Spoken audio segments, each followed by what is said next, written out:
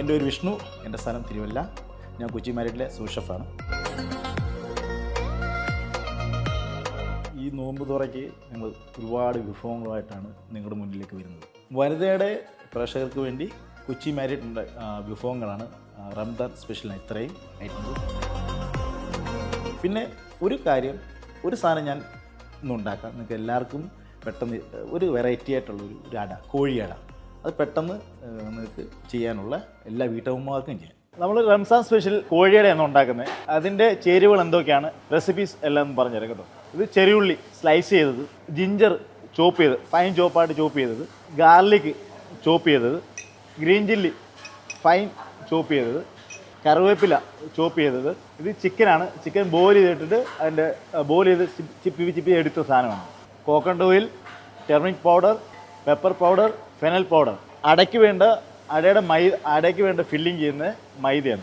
മൈദയിൽ വേണ്ടത് rice floor ആണ്.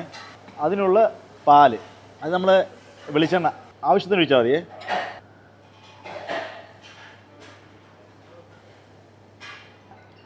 Ginger, garlic ginger രണ്ടും ഉണ്ടാകും. ഗാർലിക് ജിഞ്ചർ ഇടാം കേട്ടോ.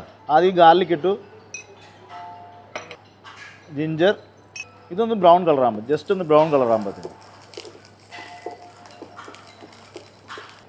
Green chilli. എരിവ് വേണ്ടവർക്ക് എരിവ് കൂട്ടിയിടാം, എരിവ് വേണ്ടാത്തവർക്ക് കുറച്ചിട്ടാലും മതി കേട്ടോ. ഇത് ചെറിയുള്ളി, സ്ലൈസ് ചെറിയുള്ളി.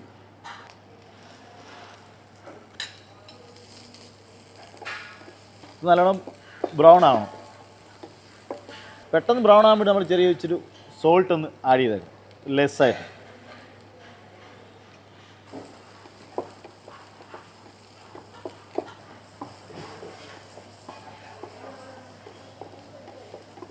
കുറച്ച് കറിവേപ്പില,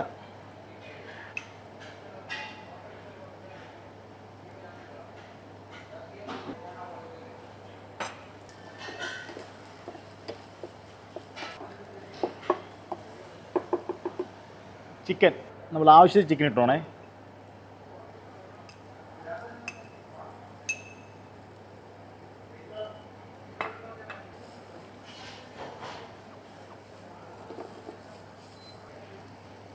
കുറച്ച് മഞ്ഞൾപ്പൊടി ലേശം, കുറച്ച് പെപ്പർ പൗഡർ, കുറച്ച് ഫെനൽ പൗഡർ. എല്ലാം കൂടി ഒന്ന് മിക്സ് ചെയ്യാം. ഇതിനകത്ത് നമ്മൾ വെള്ളം യൂസ് ചെയ്തില്ല, പാലാണ്.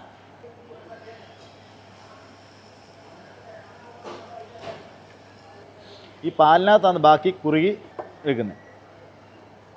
നമ്മൾ മുന്നേ വെച്ചിട്ട് ഉപ്പിട്ടിട്ടുണ്ടായിരുന്നു. ആവശ്യത്തിന് നമ്മൾ കുറച്ച് ഉപ്പിട്ടേക്കണം, ഒരു പേരിന്.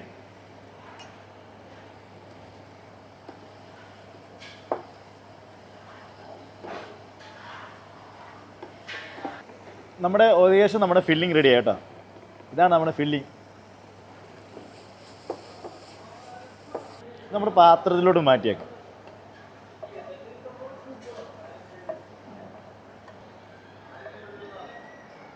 അടുത്തതിൻ്റെ മാവ് മിക്സ് ചെയ്യുന്നുണ്ട്. കുറച്ച് വെള്ളം ഒഴിക്കുക. ഇതിൻ്റെ മാവ് അടയുടെ മാവ് മിക്സ് ചെയ്യാനാണേ. പാല്,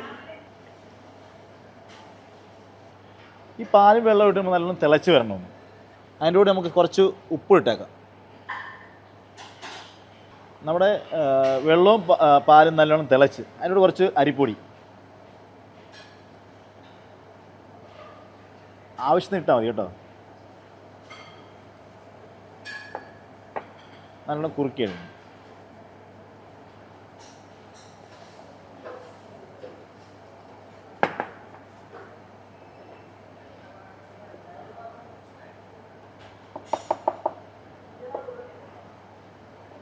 നമ്മൾ നല്ലോണം മിക്സ് ചെയ്തിട്ടുണ്ട്.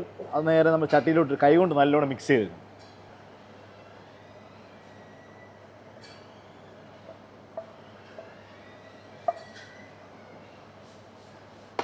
കൈകൊണ്ട് നല്ലോണം മിക്സ് ചെയ്യണം. നല്ല ചൂടുണ്ട്, ചെറു ചൂടോടെ മിക്സ് ചെയ്യണം, തണുത്ത് പോകല്. ഇതുപോലെ മിക്സ് ചെയ്യണം. മിക്സ് ചെയ്യുമ്പോൾ നല്ലോണം മിക്സ് ചെയ്തുകൊണ്ടിരിക്കണം.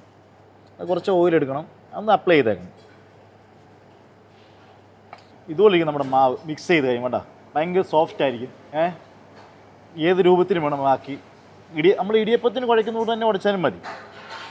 പക്ഷെ നല്ലോണം മിക്സ് ചെയ്യണം കേട്ടോ. നമ്മുടെ മിക്സിങ്ങിലാണ് ഇതിൻ്റെ കാര്യം മൊത്തം.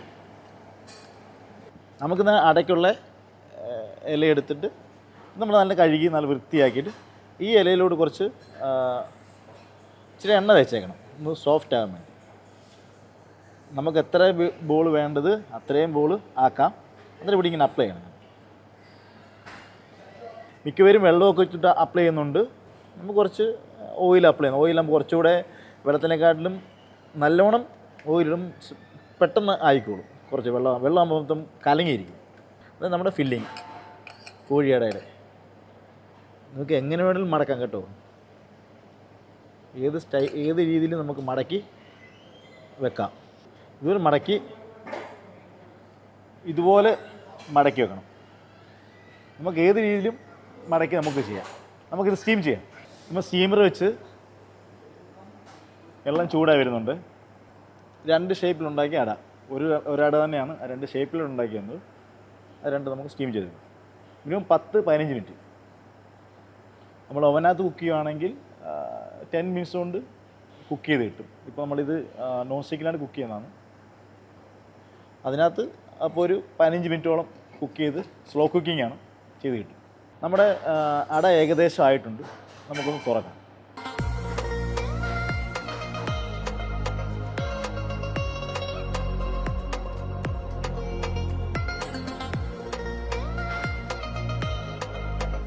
നമ്മുടെ കോഴിയട റെഡി ആയിട്ടുണ്ട്.